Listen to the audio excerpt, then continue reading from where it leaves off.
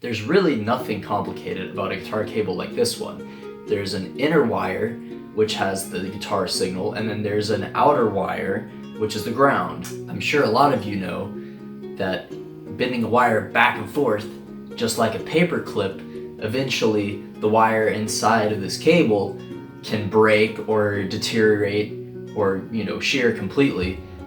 But luckily, since these are so simple, they're very easy to repair. Here's your typical 1/4 inch connector.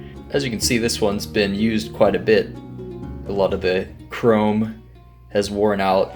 I've used this cable a lot. Unfortunately, this cable has stopped working, but I've used it for 3 years or something like that, and finally it crapped out. I figured out which end has a problem, and this end is good, so I wanted to open it up and show you what a typical 1/4 inch connector looks like on the inside. And here you can see what the inside of one of these connectors looks like. You have the signal carrying wire, which is soldered to the top connector on the plug, and then you can see the bare wire inside the cable is soldered to the ground of the plug.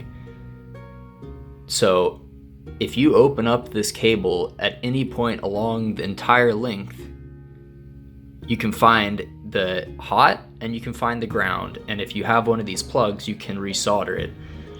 So if you ever have a cable that goes out, if you suspect that the cable has gone out, where the cable bends kind of, at the base of the connector, you can cut the cable anywhere along the cable. If you wanted to make a bunch of patch cables for your pedals, you could take a long cable just like this and cut it up as long as you have enough connectors, and you could make, your pedal board with an old cable if you wanted to. Here's the other end. This is the end that I've found the problem in. If I take off the connector cover here, it's pretty obvious to see what the problem is. The problem is that the signal carrying wire inside of my cable has disconnected from the hot on the plug. So if I resolder this cable should be as good as new.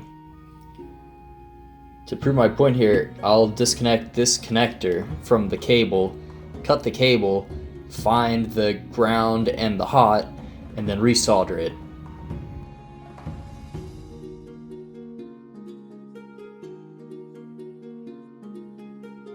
So here's the connector by itself. You can see here's the hot on the top, and then the bottom where I disconnected the ground. Unfortunately, I don't have a wire stripper, but I've found that an X-Acto knife and some precision can yield the same results.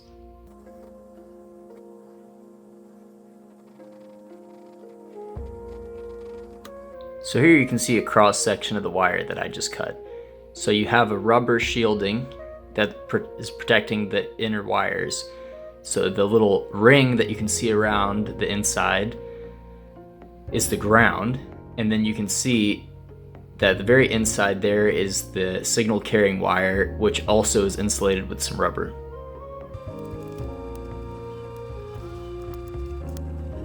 So now you can see with the outside piece of rubber stripped, you can see clearly the ground wire surrounding the inner core. So what we'll do is grab this ground wire and twist it all together so that we can solder it onto the ground of the connector.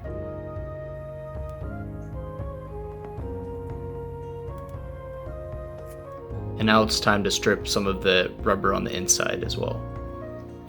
You really don't need to strip very much rubber off of the inside wire, as you just need enough to solder it onto the connector.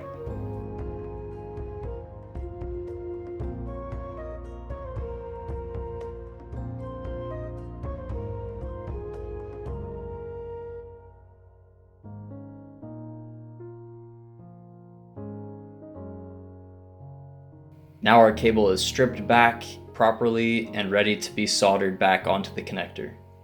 So now we'll clamp our connector back onto the cable. So now to solder on the ground.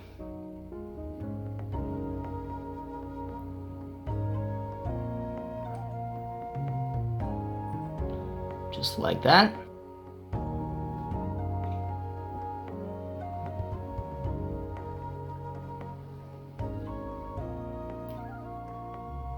And there you have it.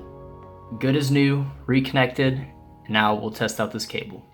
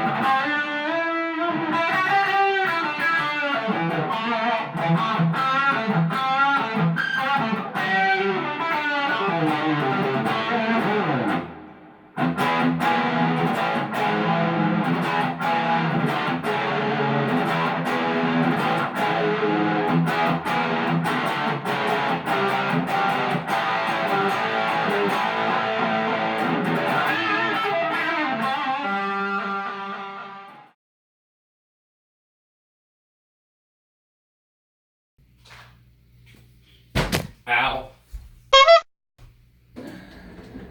Can't put that in the video. That hurt.